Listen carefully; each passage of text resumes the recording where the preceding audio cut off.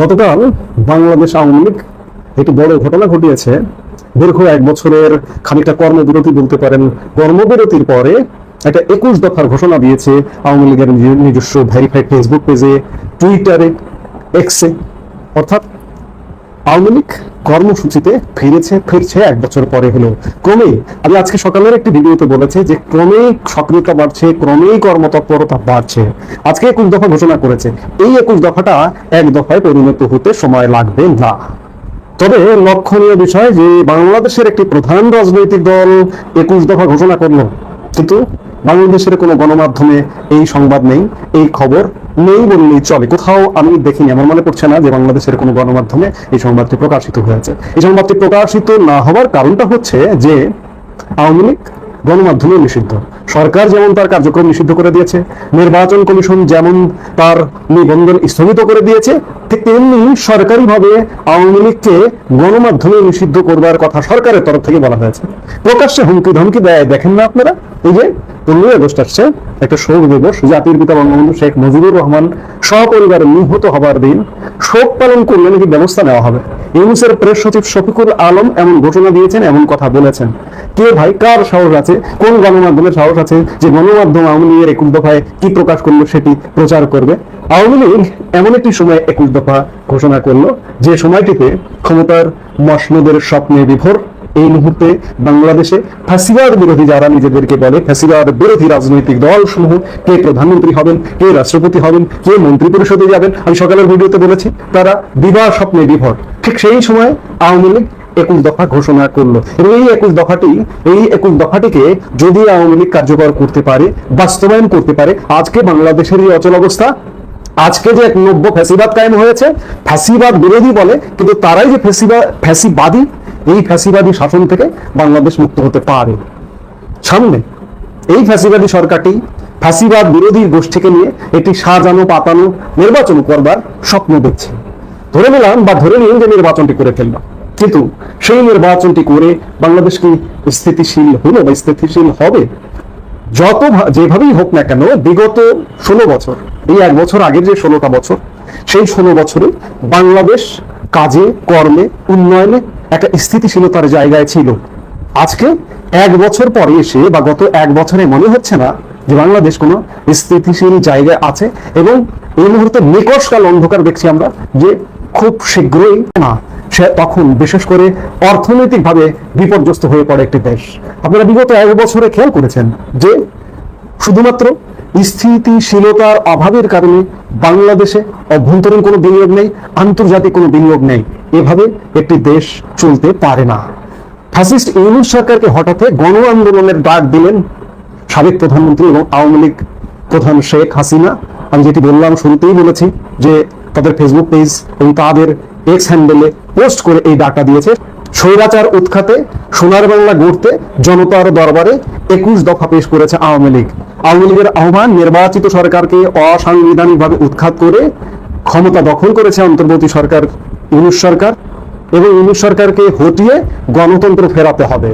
এই 21 দফার দাবিগুলোর মধ্যে আছে বাংলাদেশে সুস্থ গণতন্ত্র ফেরানোর পাশাপাশি সংবাদ মাধ্যমের স্বাধীনতা, নারী ও সংখ্যালঘুদের সুরক্ষা সুনিশ্চিত করা এবং জাতির জনক শেখ মুজিবুর রহমানের ঐতিহ্যমণ্ডিত ধ্বংসপ্রায় স্থানগুলি সংস্কার সহ সব মিলিয়ে 21 দফা জানিয়ে ফ্যাসিস্ট ইউনূস সরকারকে ক্ষমতাচ্যুত করতে সোনার বাংলায় আরো একবার মুক্তিযুদ্ধের আহ্বান জানালেন আওয়ামী লীগ প্রধান, বাংলাদেশের প্রধানমন্ত্রী, প্রাক্তন প্রধানমন্ত্রী শেখ হাসিনা। আমি প্রাক্তনই বলছি কারণ আওয়ামী লীগের কোনো দায়িত্বশীল নেতা নেত্রী অনেকে আবেগে বলেন যে আওয়ামী লীগ প্রধান শেখ হাসিনা এখনো বাংলাদেশের প্রধানমন্ত্রী, তিনি এখনো প্রধানমন্ত্রী হিসেবেই বাংলাদেশে প্রতিস্থাপিত হতে পারে। কিন্তু আওয়ামী লীগ প্রধান শেখ হাসিনাও এই কথা বলেন যে আমি পদত্যাগ করিনি। মহামান্য রাষ্ট্রপতি বলেছেন যে তার কোনো পদত্যাগপত্র আমি পাইনি।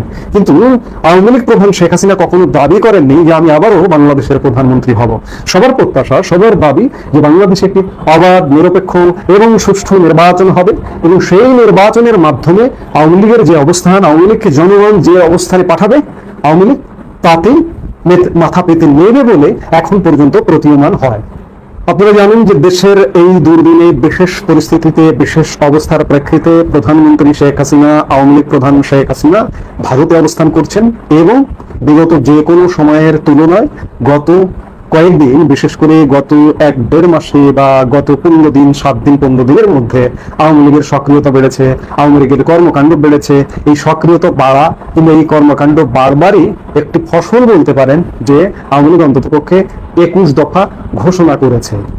আওয়ামী লীগ প্রধান শেখ হাসিনা এই 21 দফায় একটা চিঠি আকারে সোশ্যাল মিডিয়ায় পেশ করেছেন এবং এই দীর্ঘ চিঠিতে জনসাধারণকে দেশের পরিস্থিতি নিয়ে অবগত করে শেখ হাসিনা জানিয়েছেন দেশের অর্থনীতি সম্পূর্ণ ভেঙে পড়েছে, মানুষের ন্যূনতম নাগরিক অধিকারটুকু পর্যন্ত নেই, সংবাদ মাধ্যম এক প্রকার বন্দী করে রাখা হয়েছে। আমি খানিক আগে যেটি বললাম যে 21 দফা প্রকাশ করেছে আওয়ামী লীগ, বৃহৎ একটি রাজনৈতিক দল, সেই 21 দফার কোনো খবর কোনো সংবাদ মাধ্যমে নেই। নারী নির্যাতিত হচ্ছে সেই কথাগুলো বলেছেন। এই নির্যাতনকে, এই অত্যাচারকে 71-এর অত্যাচার নির্যাতনের সঙ্গে তুলনা করেছেন। এক্স হ্যান্ডেলে এবং ফেসবুকে সোনার বাংলা ফিরিয়ে আনতে যে 21 দফা জাতির উদ্দেশ্যে পেশ করা হয়েছে বা প্রধানমন্ত্রী বা দলীয় প্রধান শেখ হাসিনা পেশ করেছেন, সেগুলো আমরা একটু দেখে নেব এক এক করে। 1 নম্বর দফা, জনসাধারণের ভোটে নির্বাচিত শেখ হাসিনাকে অসাংবিধানিক ভাবে উৎখাত করে অবৈধভাবে ক্ষমতায় এসেছে ইউনূস সরকার, অবিলম্বে এই সরকারকে সরিয়ে ফের নির্বাচিত সরকারকে ফেরাতে হবে। এই দফায় নির্বাচিত সরকারকে ফেরানোর কথা বলেছে, কিন্তু প্রধানমন্ত্রী শেখ হাসিনা প্রধানমন্ত্রী হিসেবে আবার আসবেন এ কথা কিন্তু তিনি বলেননি। এই দফার অর্থ আমি যেটা বুঝি, আমার মতে যেটি বুঝি, তারা একটা ফ্রি, ফেয়ার এবং সর্বজন গ্রহণযোগ্য একটি নির্বাচন চায়, দেশে বিদেশে যে নির্বাচনটি গ্রহণযোগ্য হবে। 2 দফায় বলা হয়েছে ক্ষমতায় আসার পর ইউনূস সরকার যেভাবে অসাংবিধানিক ভাবে এবং সুপ্রিম কোর্টের রায়কে অবজ্ঞা করে ক্ষমতার অপব্যবহার করে নানা রকম ধ্বংসাত্মক কাজকর্ম করছে, তার তদন্ত ও শাস্তির দাবি জানিয়েছে। সাবেক প্রধান বিচারপতি ওবায়দুল হাসান, আপিল বিভাগের বিচারপতি এনায়েতুর রহিমের বাড়িতে যে হামলার ঘটনা ঘটেছিল তারও দোষীদের শাস্তি দাবি করেছেন হাসিনা। 3 নম্বর দফায় বলা হয়েছে প্রাক্তন প্রধানমন্ত্রীর বিরুদ্ধে প্রচুর ভুয়া মামলা দায়ের করা হয়েছে, অবিলম্বে সেই সমস্ত মামলা প্রত্যাহারের দাবি জানিয়েছেন তিনি। 4 নম্বর দফায় পাশাপাশি তার ছেলে এবং বঙ্গবন্ধু পরিবারের আরো সদস্যদের বিরুদ্ধে যে মামলা হয়েছে তাও প্রত্যাহার করা উচিত বলে জানিয়েছেন শেখ হাসিনা তার দাবিতে।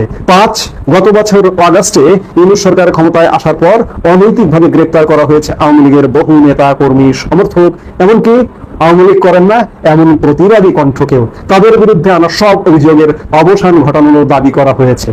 6 নম্বর দফায় বলা হয়েছে ইউনূস সরকারের ভিন্ন মত পোষণকারীদের বিরুদ্ধে অবৈধ গঠিত আন্তর্জাতিক অপরাধ ট্রাইব্যুনালের বিলুপ্তি করা হোক এবং সমস্ত মামলা প্রত্যাহার করা হোক।